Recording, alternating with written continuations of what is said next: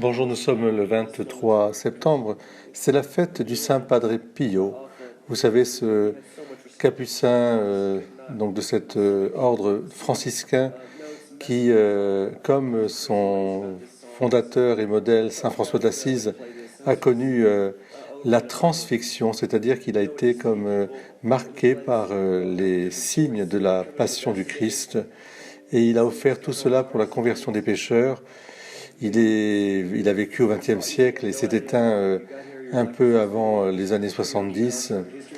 Et il est considéré comme un des plus grands saints des temps modernes. Il a surtout, je dirais, enseigné le combat spirituel et la prière. C'est pourquoi je pense que c'est très important, cette neuvaine à Saint-Michel Archange, de nous confier aussi au Padre Pio et de comprendre qu'est-ce qui se cache derrière ce combat spirituel. Car en fait, aucun homme ne peut éviter la tentation. Dans cette lutte, le secours de Saint Michel est primordial. L'archange, lui aussi, qui vainquit Satan au commencement des temps, connaît parfaitement les embûches du mauvais esprit.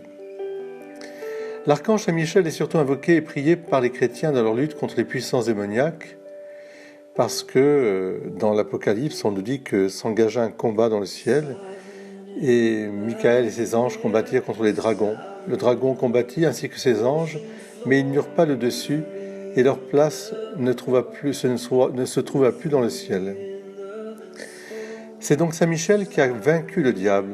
Cependant, afin de ne pas faire de ce combat une épopée mythologique, il convient de préciser la nature et l'enjeu de cette lutte. C'est d'abord un combat d'ordre spirituel. Ce n'est pas un combat qui se déroule dans des espaces intergalactiques du style la guerre des étoiles, mais ni à coups de rayons laser et autres armes de science-fiction. Puisque l'ange est un pur esprit, la lutte que se livrent les anges fut de nature spirituelle. Les grands spirituels, les grands théologiens, les grands saints ont compris que l'ange, dans son ordre, n'est pas limité dans sa vision et sa connaissance et sa volonté comme nous le sommes. Il voit directement la perfection que Dieu a mise en lui. La seule barrière qui le sépare du bonheur, c'est sa liberté. Et Dieu lui a donné le choix, soit servir et l'aimer, soit non serviable, ne pas servir et donc s'aimer lui-même au détriment de Dieu. Telle est l'épreuve de l'ange. Épreuve définitive et sans appel, puisque contrairement à tous ceux que nous connaissons par tâtonnement et empiriquement, l'ange connaît tout de suite et intégralement tout ce qu'il a à connaître pour se décider et choisir. C'est donc un choix irrévocable. Bien, si Saint Michel est le patron de la milice céleste, parce que, avec beaucoup d'humilité, il a su reconnaître Dieu comme l'auteur de sa lumière, de sa propre lumière, et il a accepté que Dieu puisse lui donner sa propre béatitude, c'est-à-dire que Dieu soit sa béatitude, son bonheur, et non pas lui-même. Et c'est précisément le péché de Lucifer, le péché de Satan. Donc il est donc bien placé pour nous délivrer un triple enseignement dans notre lutte contre les insinuations de l'esprit mauvais. D'abord, le bon archange nous apprend que tout est grâce, comme disait sainte Thérèse de Lisieux.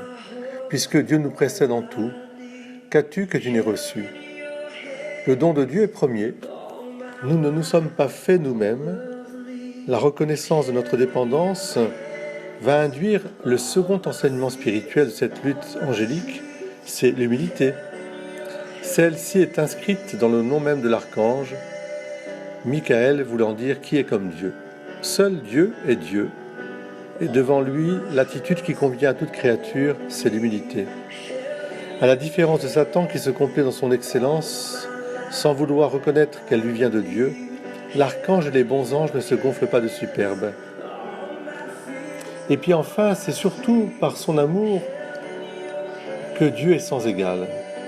Je crois que ces deux dispositions que nous avons, tout est grâce et humilité, conduisent à cette reconnaissance de l'amour préférentiel pour Dieu.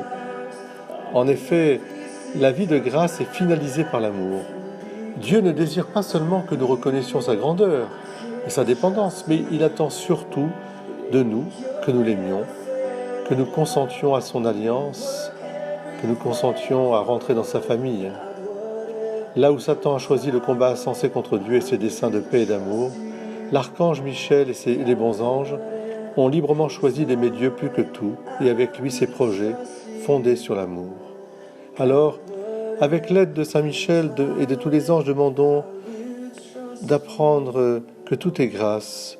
Demandons aussi de rester humble face à notre vie, devant notre vie, de se sentir toujours petit et surtout d'être conduit à l'amour de Dieu. Amen. Bonne journée à tous.